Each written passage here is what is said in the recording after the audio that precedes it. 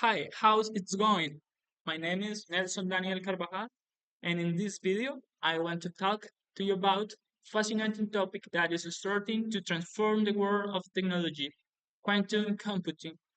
I'm going to explain in a simple way that what a scientific article titled Quantum Computing Challenge in the Software Industry, a fuzzy AHP-based approach, says.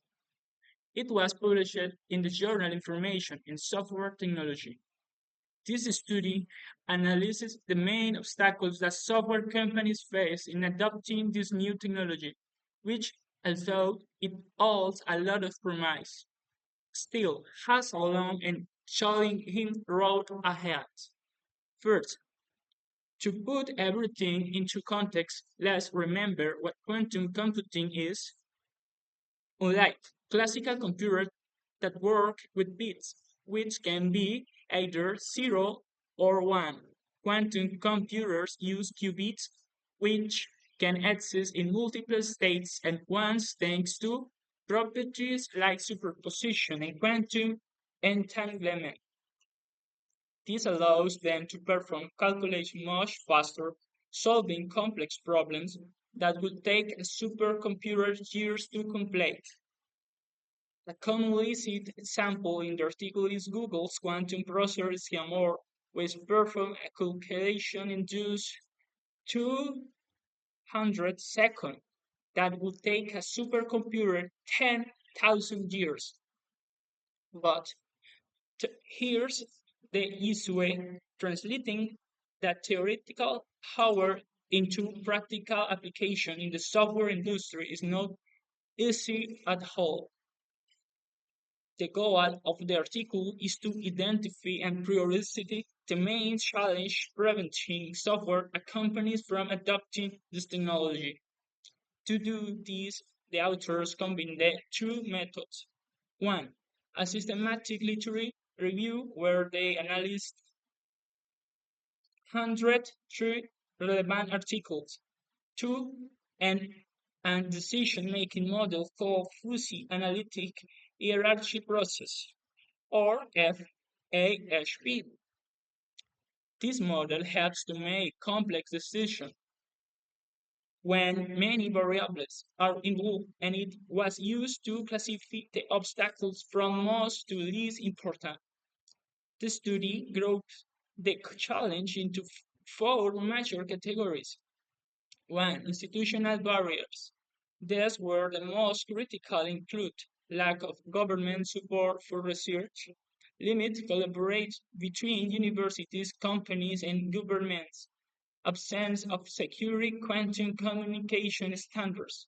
In other words, the ecosystem is not yet ready to support this technology on a large scale. Two, organizational barriers. These include lack of interest or commitment from companies to adopt new technologies, shortage, trained human resource, difficulty in integrating quantum computing into existing process.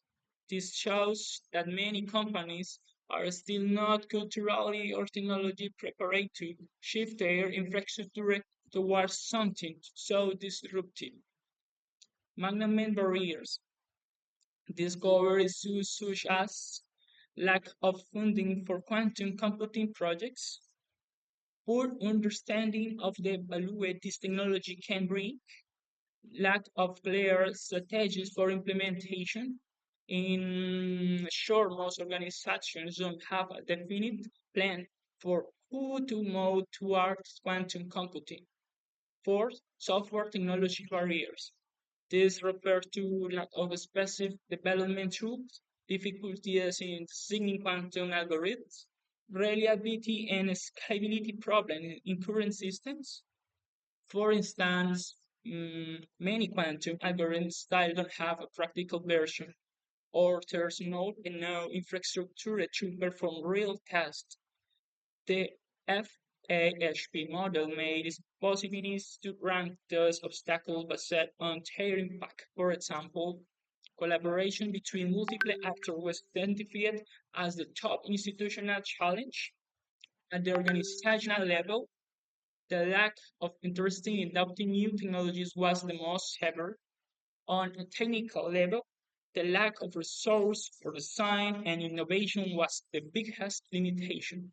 This not only allowed the research to identify the existing problems, but also to understand which ones should be tackled first in order to advance the adoption of quantum computing.